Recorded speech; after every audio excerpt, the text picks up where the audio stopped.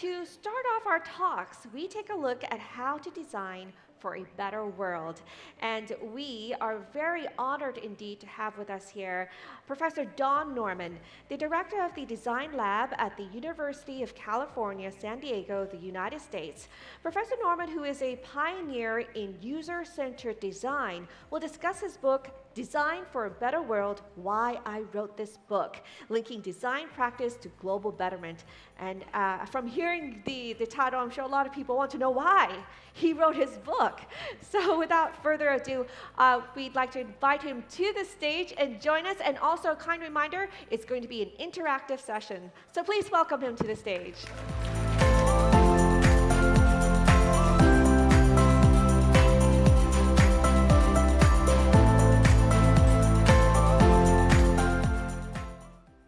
So I am here to change the world, to design a better world.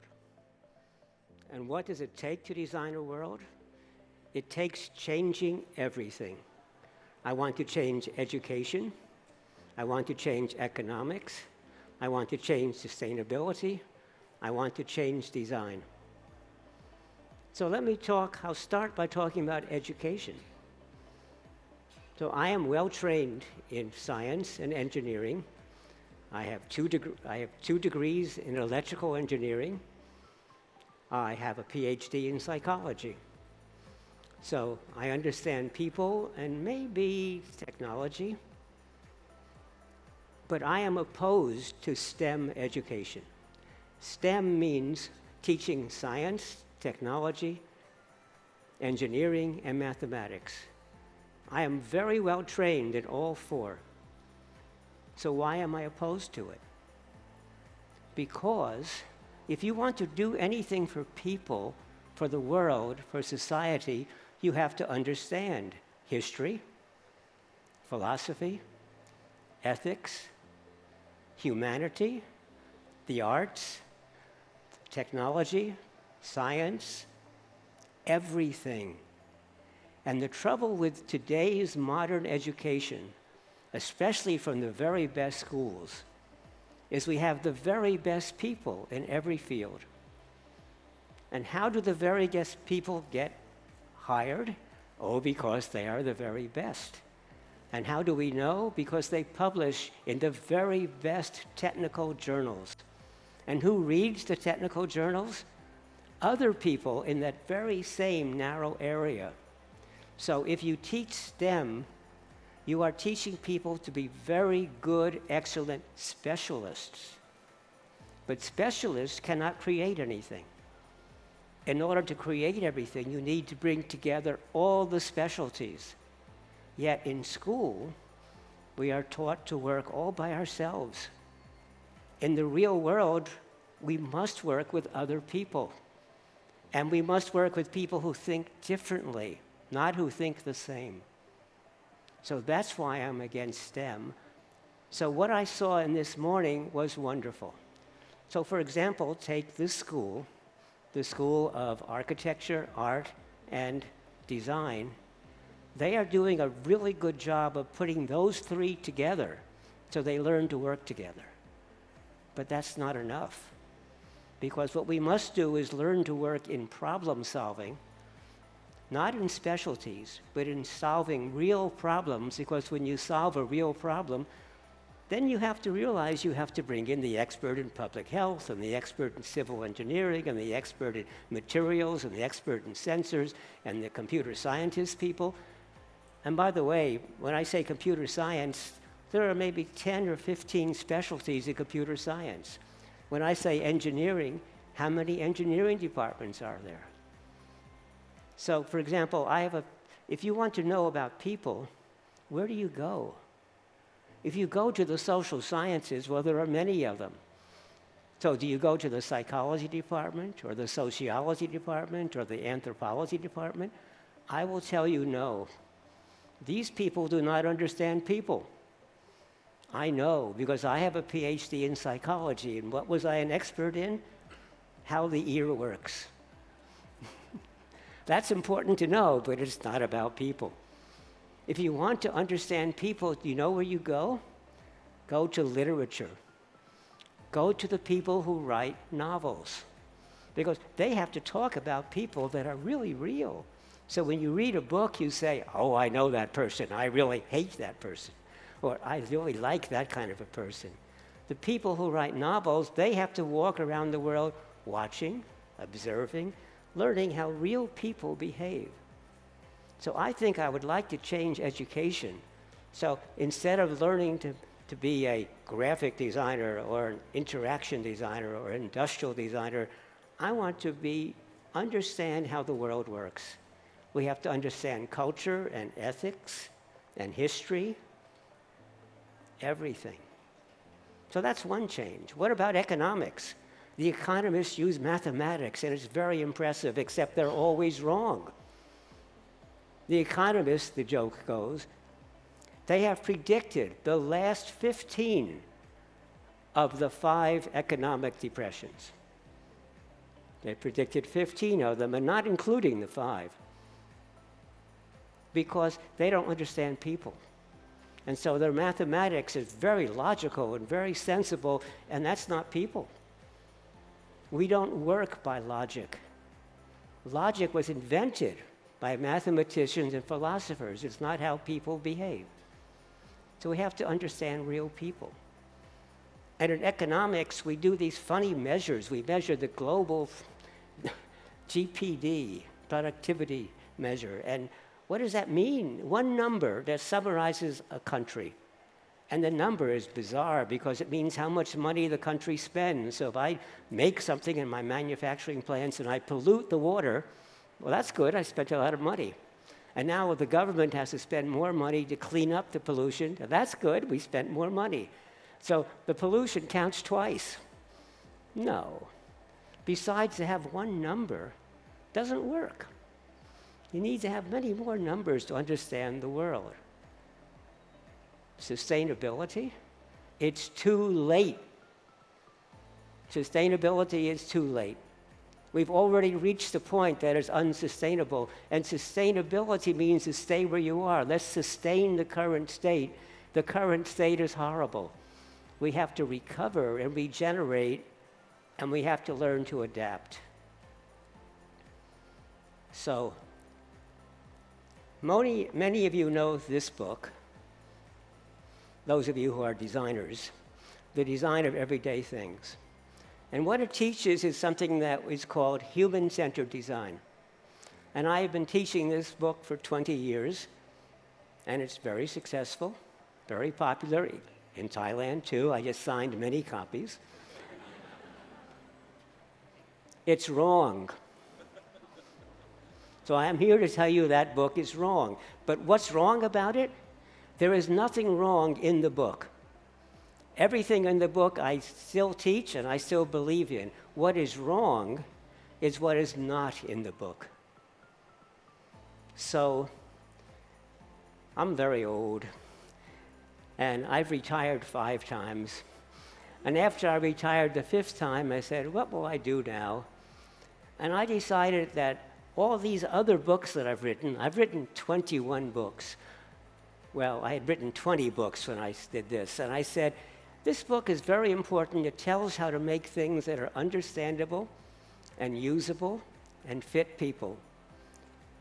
But you know, that's nice, but the world is a mess. And I looked out my window and I said, everything I see is artificial. In this room, everything is artificial. People, well, all right, people are real, but not what we believe. And everything else, I could look out the window and I can see the Pacific Ocean, it's real.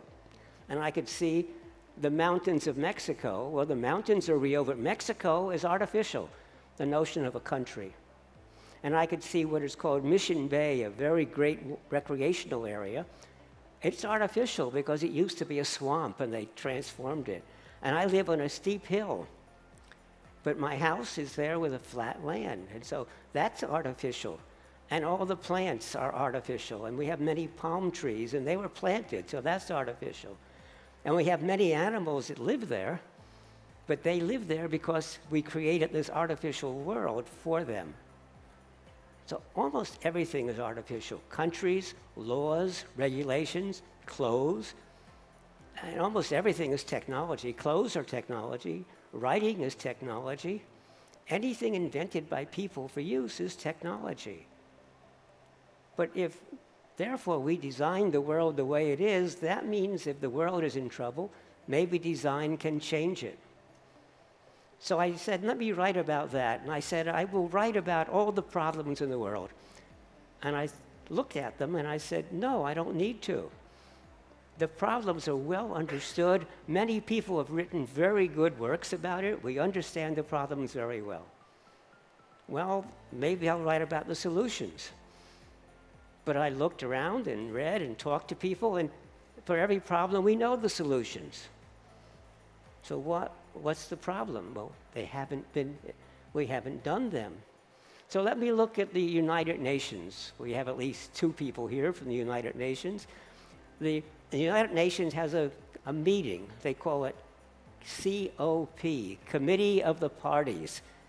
Isn't that a wonderful name? Now you know what it does, Committee of the Parties.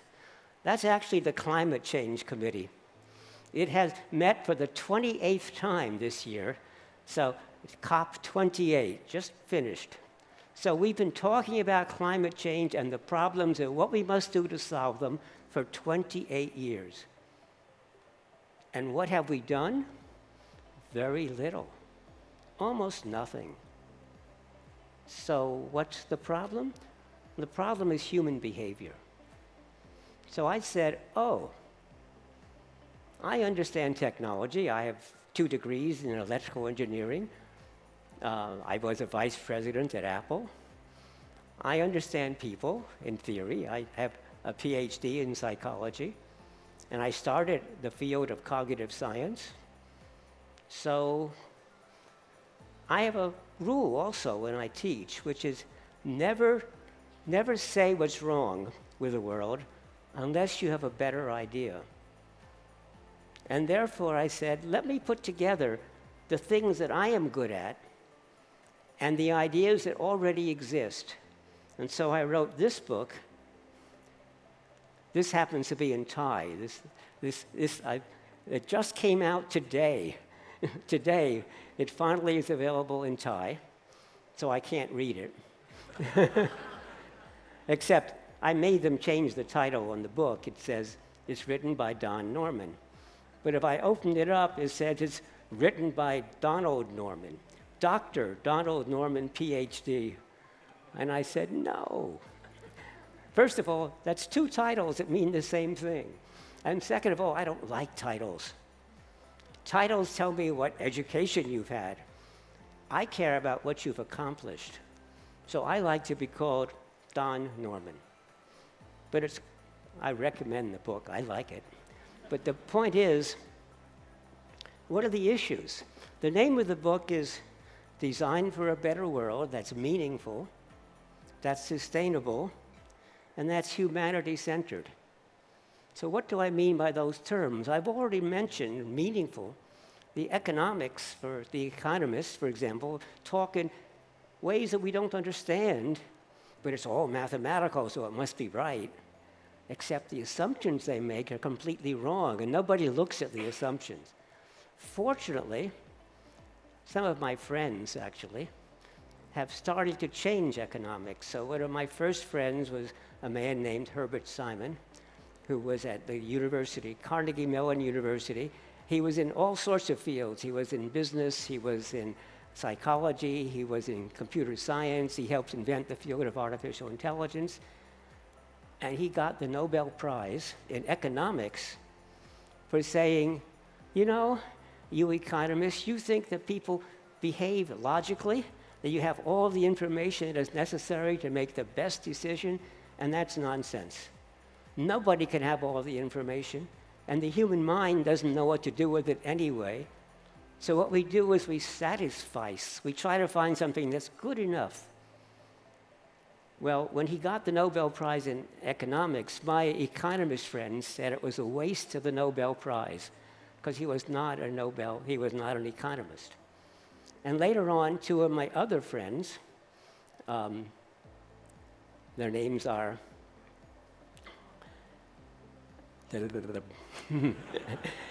Danny Kahneman and Amos Tversky. And they got the Nobel Prize for just looking at real human behavior. And the reason I know them, I knew them when they were both graduate students. When they were starting out, they were psychologists. Now, actually, the Nobel Prize did not go to two of them because Amos made a mistake. He died. And if you die, you don't get the Nobel Prize. So it was only Danny Kahneman got the prize. But his work and Simon's work and now a few other people's work, the Nobel Committee did a good job of trying to tell the economists they have to think more about how people really behave. And so that is starting to change the field of economics. Behavioral economics, it's called. It's about time we change. But we have to change other fields as well to be realistic about the real problems in the world. We cannot just stay in the university and study what we think is real. Most university professors have never worked in a company. Most business professors have never worked in a business. I was like that. I thought I understood how things were done. I was a professor for many, many, many years. I consulted for many companies. But I finally decided I would like to see what it was like to bring out real products. So I took my first retirement. To show you how old I am, I retired in 1993.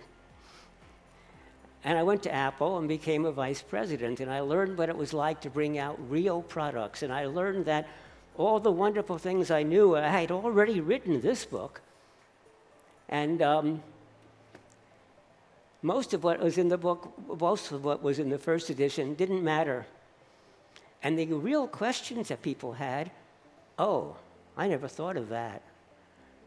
So I have learned that going back and forth between industry and academics is very powerful, because in industry, I learn what the important questions are, and in academics, I have the time to study it and come up with answers. But otherwise, we study what we think is important, which may not be important in the real world. So it's really good to go back and forth, because let me look at climate change, for example. The first papers in climate change were written many, many, many years ago. Look, we had 28 years of meetings on it, so we knew about the climate change issue even longer than that. But they were written and published in geological journals. Who reads them? Other geologists. And then they wondered why the world wasn't paying attention. Academics publish very important papers in their own specialty journals, which means they are talking to themselves. Do you want to know what the most famous business journal is? It's the Harvard Business Review. Do you know what the academics in business think of it? They think it's nonsense. It's not a good place. It's not very scholarly. It doesn't have many references. But it's the most important journal because it's read by business people.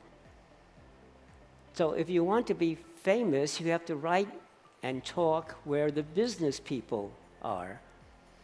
If you want to be promoted, you have to write in the technical journals. Now, you can do both, but they require different languages.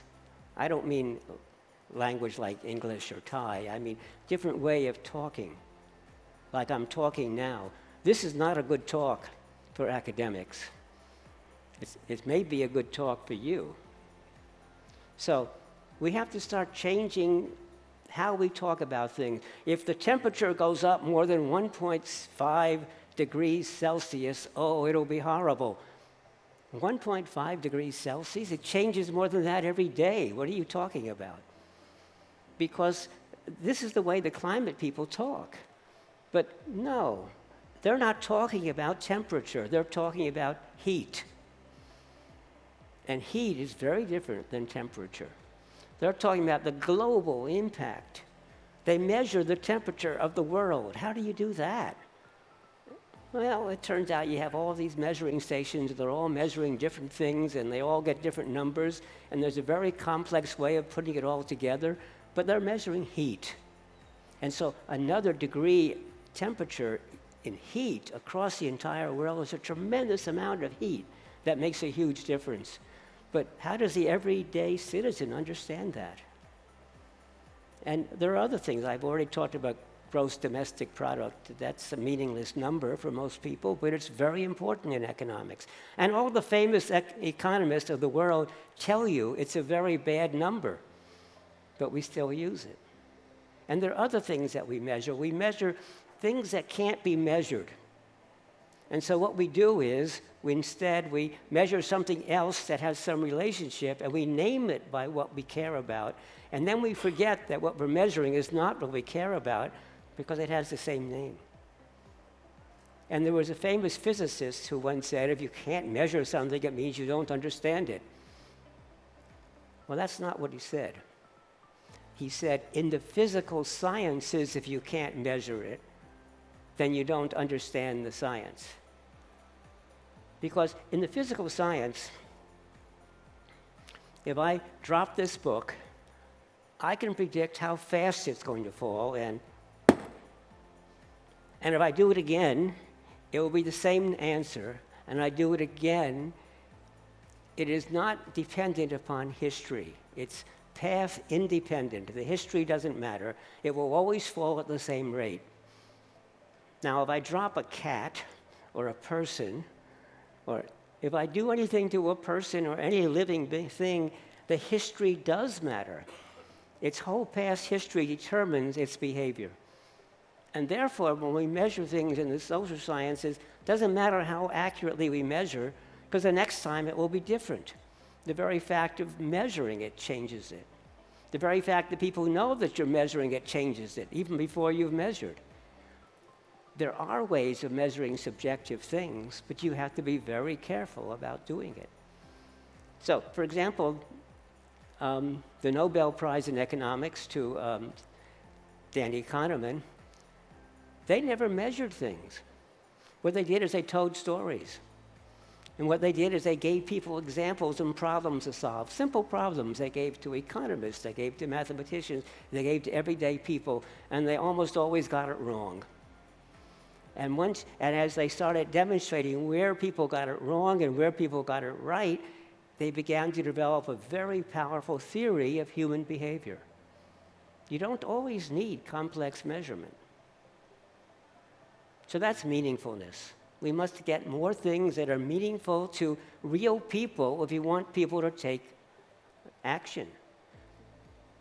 Now, what about sustainability? As I already said, yes, we must change to be sustainability. And I noticed this morning's talks were really good in terms of what is going on here at KMIT on taking technological solutions to these problems. Moreover, it's really important that you work with the people in doing the technological systems.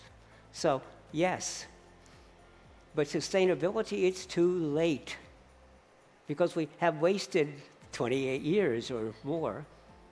And so the temperature has already reached the 1.5 degree change. And it's going to go up to 2 because we're not going to be able to slow it down, or we can slow it down, but we're not going to be able to stop it. So we have to think very hard about what we're doing. So I just went outside and looked at the architectural models, and one of the things you're doing here is you're building a lot of models on stilts when the water changes. But by the way, speaking of architectural models, there's a problem with them. You see, you go in and you look at those models, and you're standing there and you see the models, and you're supposed to judge it. But you know what? Nobody ever sees the building like this. It's as if I'm a bird flying and I see it, or maybe a drone or something. So what I had to do was got down on my knees and say, here's the ground, and how tall is the person? That tall? So my eye must be here. And then I could look at the building and try to understand it.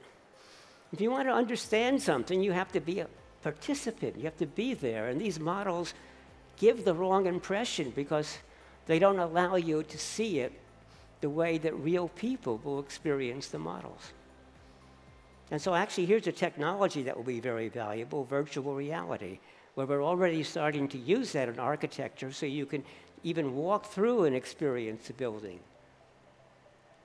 What we have to do is change the world so that we don't try to emphasize more profit, productivity, All these measures about time and schedule and budget and so on, those are important. But there's something that's even more important, and it was already mentioned today: quality of life.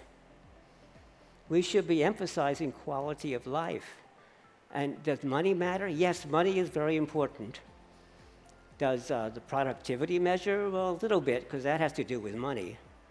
And does keeping the schedule matter? Well, yeah, a little bit, because that has to do with money. But in the end, it's quality of life.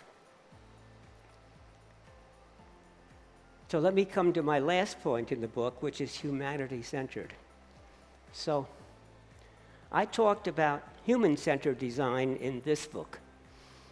And I told you that human-centered design is wrong.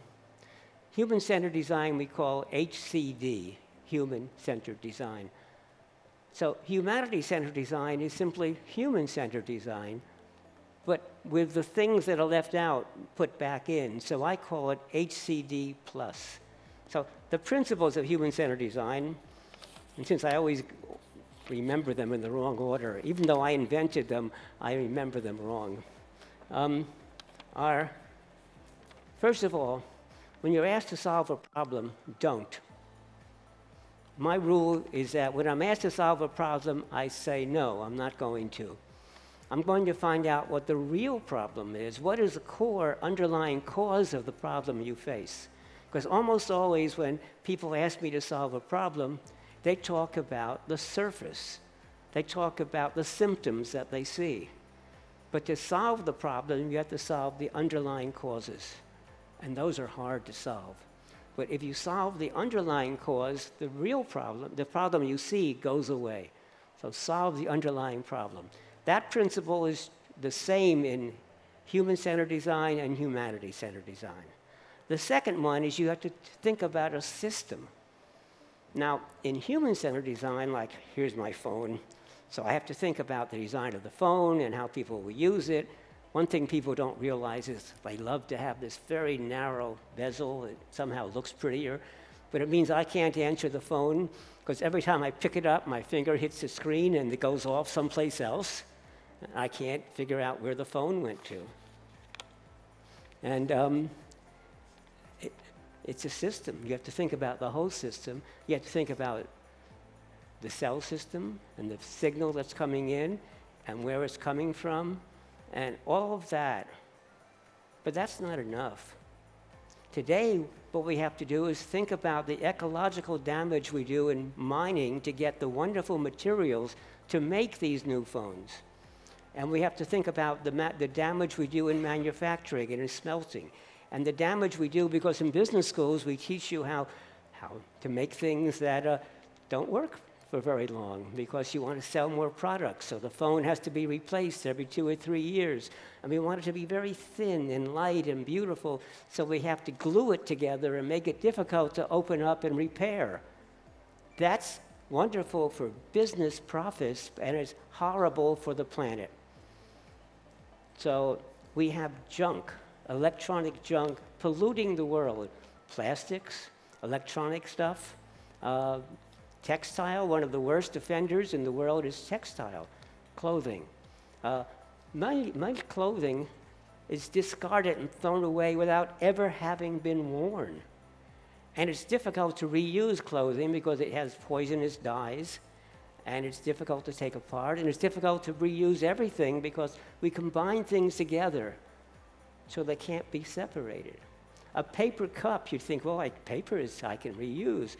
But if the paper cup is used for coffee or milk, well, it isn't paper. There's a very thin layer of plastic inside to protect it. And that plastic can't be removed easily. And so we have to change the way we're making things. We have to change the way that we are living. That's going to be hard, and it requires what's called the circular economy, which is a bit like nature.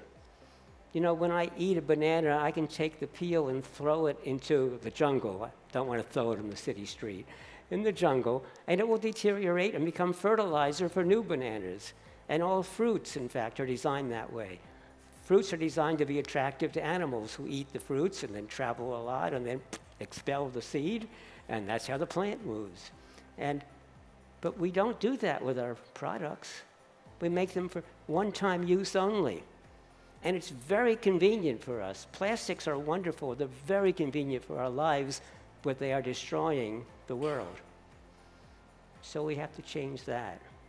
So that's the system we must look at, is a system of all living things, not just people, not just our culture, but all cultures, but also animals, insects, all the things under the ground, because they sustain human life. And we have to look at the ecology and the whole way that nature is creating, and because that's important for human life. You know, the world is not in danger. The world will stay on. People are in danger. So humanity-centered design says look at this big system. And that's difficult, by the way, really difficult. But you should need at least to think about the impact. So the next principle is we have to take a long-term systems point of view. Because too much of economics today, in today's stock markets of the world, are people care about immediate profits, sometimes in microseconds or seconds. And you're in a business, when you think about the future, you think about not 10 years from now, you think about 8 months from now, because the world of economics is divided into quarters, 4 months, 4 months, 4 months, 4 months, because companies report their profits every 4 months. And so for this quarter, I worry about next quarter, and for next quarter, I worry about the quarter after that. That's not long-term thinking. We have to think about what happens in the next 10 years. But that means changing the reward structure in business. But I think we should also change the reward structure of academics, because today you are rewarded for the papers you produce. We should be rewarded for the long-term impact. I tell people that if I do something that saves 1,000 lives, my academic friends say, that's nice. If I do something that gets a paper published in either Nature magazine or Science magazine, I get promoted. Now, I'm not saying those papers are not important. They are important. But so is the people who do something in the world. That's important. But it's difficult in academia because it's difficult to measure their impact. You can't look at citation index to find out. But we have to change that. We can change that. Now, what is design? Design is a field that doesn't know anything about topics. That's the strong, important thing about design. We don't know. That's good. What we have is a set of methods that can be applied to anything. One of the slides said design is a set of methods that can be applied to it. It listed things, and I thought that was a good start, but they tried to list what design could be used for, and I said no. Design can be used for anything. When you chose your seat here, you were designing. You were trying to sit, do I want to sit near the front? Or maybe it'll be dull, so I want to sit in the back so I can leave and nobody will notice. Or maybe I want to, etc. So designing is any time you are changing behavior or changing the world to improve something. And so you can use design for anything. But we have to, therefore, teach that to people. And design ought to be taught as a basic skill to all fields. Not because people will be good designers, but because they will understand where it's important. For example, I'm a designer, but I can't draw. I can't make beautiful objects. Now, that's okay. It's important to make beautiful objects. I have a book about that. But I can't do it. What's important is I know I can't do it. But I can make things that are easier to understand and easier to use. So when I'm helping design and build something, I have to make sure that all the things I'm bad at, I bring in other people who are good at it, and we work together. I don't finish it and then tell them to make it beautiful. We start from the very beginning, thinking about how we can design it so it works well and it's attractive and it's easy to manufacture and it's easy to repair and easy to maintain. All of those have to be thought of at the same time, and each of those requires different people, so we have to work as a team. And if we make it easy to repair so things last longer, companies say, oh, but I make my money by selling products. And I say, yes, and I don't want you to go out of business. That's important. So what I will have to do is I'll have to teach you to sell services, not products, so that you guarantee this thing will work all the time. But they're getting money and paid for that, and it makes people happy because they get good service. So we have to change that. So I said I would talk for a short time, but I have questions. Well, I'm almost out of time. I know this. I get carried away. So let me tell you what I am doing to try to change the world. A bunch of my friends said they wanted to start an award in my name. And we could therefore find a famous designer who had done really great, wonderful stuff. And I said no. I didn't want to use my name to start with. But second of all, if you're well known, you get an award, it's nice. But it doesn't change what you are doing. When do you need the award the most? It's when you're just starting out. And so I said, let me give an award to people who are just starting. And I don't want to give it to designers, because designers do the design. The design doesn't matter. It does matter a lot, actually. But the point is, if you don't actually build it and create it and use it in the world, it doesn't matter. Lots of people try to do designs, and they win prizes for them, but do they ever build them and try them out? No. So I said, I will give a prize to early career people who are just starting out, who do something of great importance, and I said, it has to be of the 16 of the United Nations Sustainable Development Goals. Some of you know that there really are 17. But 17 is not about a societal goal. Goal number 17 is, these problems are so difficult, we must all band together to try to solve them all. In some sense, I'm working on number 17. And so I issued a call. I said, I will give a prize to people who are early career, doing something of great importance in the world. And I will also say, I want to honor the educational institutions that are teaching people to do this. So there were two types of awards. The educational institution was not a contest, because I'm happy to give it to every educational institution in the world if they have evidence that they are doing this. And the best evidence is not the curriculum. The best evidence is their graduates. Are your graduates in the world helping change the world? And what was nice is, well, I can read it to you, that we had entries from 26 different countries. And my board is 5 people. 3 of them are actually from India. And I have 18 advisors. One of them's in the room right now from Singapore. And so the 18 advisors and the 5 people, they come from 11 different countries. And they come from the United States, from China, France, Italy, Mexico, Kenya, Singapore, Switzerland, Canada, the US, and Botswana. And the awards, we gave out 5 awards for projects. And we had 2 levels. The ones that were really excellent, and they went to India, Brazil, and Mexico. And we went to 2 that were really good, but they weren't quite there. So we said, you're promising. Keep at it. You're doing wonderful work, but you need to go a little bit higher. And they went to Ghana and Hong Kong. And in education, we gave awards to, or recognition to, the United States, Argentina, England, India, Singapore. And I like the fact that this is a worldwide contest. And it's not an American contest, it's a world contest, because the problems are in the world. So that's my talk. I'll leave you. No time for questions. But thank you very much.